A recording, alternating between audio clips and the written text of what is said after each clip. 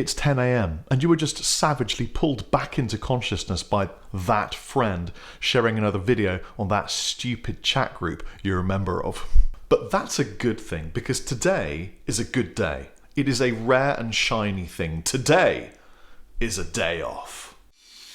Yeah, your girlfriend had that hair thing and the kids slept over with their grandparents. It's a Saturday morning and you're going to make the most of this offering of circumstantial temporal availability. You're a guitarist. Man cave, brim to the ceiling with beautiful gear offerings, guitars, preamps, combos, that little tiny digital practice amp you still have in the corner of your room, little bits of string stuck in the carpet waiting to stab you to oblivion, and picks in every tiny orifice that you can find. It's time to play guitar. Okay, right, let's just see how I'm feeling, think about what I'm going to start doing. Could do with the coffee, actually. And there's that really hot waitress in that coffee shop just down the road, and they just put the coffee on the table in front of you and it's just there. And I haven't defeated Moog yet, and I got a Mimic tier recently, so it'll probably be a little bit easier now. And that Netflix series, I might just look at my phone for a minute. And then 5 minutes later you're just doom scrolling, reading text messages, replying to the stupid group. Wow, my Instagram search is that? I swear I'm not responsible for this feed. And you start thinking, why am I not playing guitar?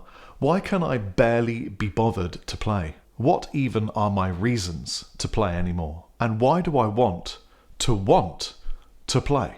So listen, man, the first rule, in the immortal words of the incredible David Goggins, is never negotiate with yourself. This is something that we all try and do. And knowing this really helps, but it doesn't get you to the bottom of the root cause of why you no longer have that passion and that drive to play guitar. Ultimately, this comes from looking at our reasons to want to play in the first place. Because you see, feelings change, reasons change, and then ultimately, sometimes we don't spot that change and we're fishing for that feeling in the wrong lake. For example, when I started playing guitar, I was obsessed with U2, The Edge. I just didn't know how he did that thing. But now, as I've grown up and changed, and I've learnt a lot of the music and even spoken to some of the members and met them, my passion has moved to a different origin point. Rather than focusing on the things that you can't do, let me give you a list of things that you actually can do. Measurable, achievable goals, real, physical, tangible things that will get you back into that place of wanting to play guitar. First of all, get your phone or any device and type in guitar backing tracks on YouTube, search, and you're going to find absolutely loads of guitar backing tracks. Don't look at them, just touch one randomly, okay? I don't want to know what key it's in. I don't want to know what style it is. I just want to raw dog play over it with whatever I've plugged in, my go-to guitar, and just exist.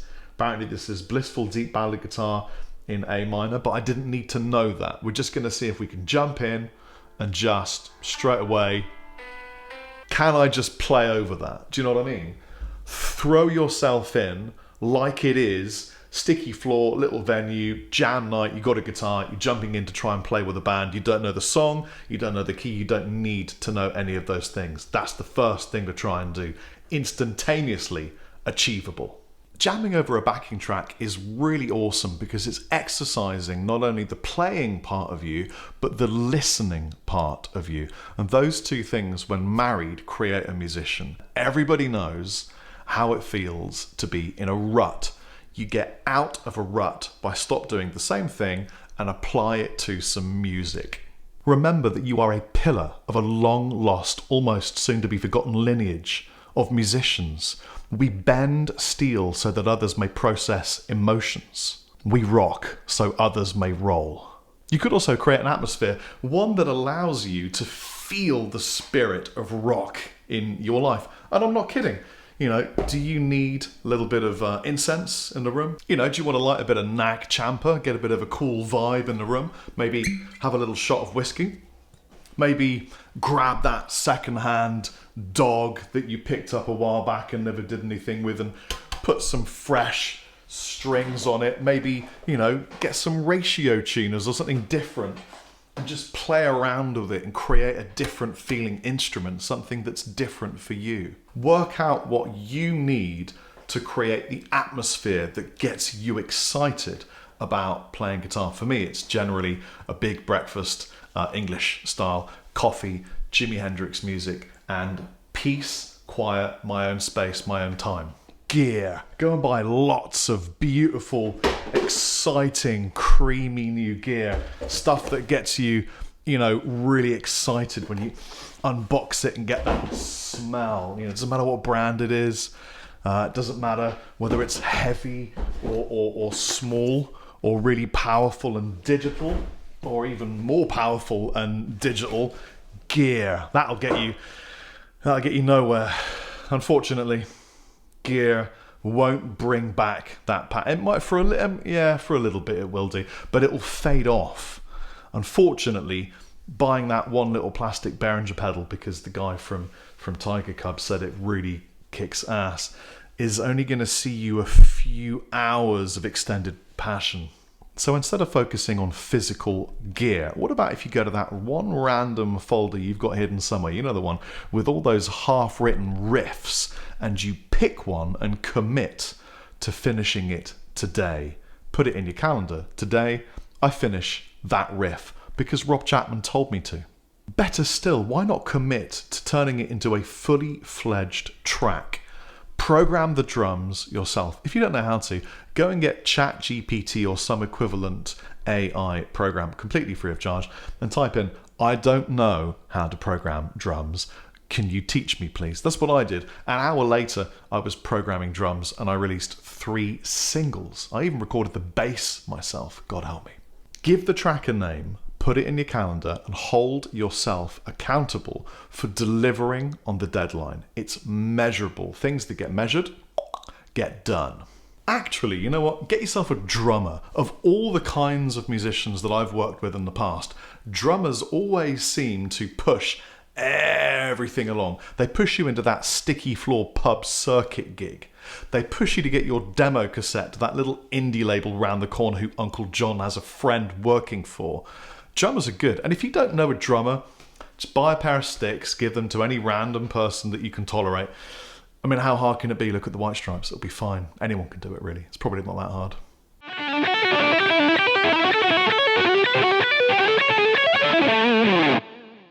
Actually, you know what can really help is rather than having that long list of, I don't know how to play Lydian flat 7 dominant 3 11 13 and I don't know how to invert the circle of fifths into a ball that will illuminate my world, and the shred stuff I can't pick fast enough. I've got to be faster than everyone else that can pick.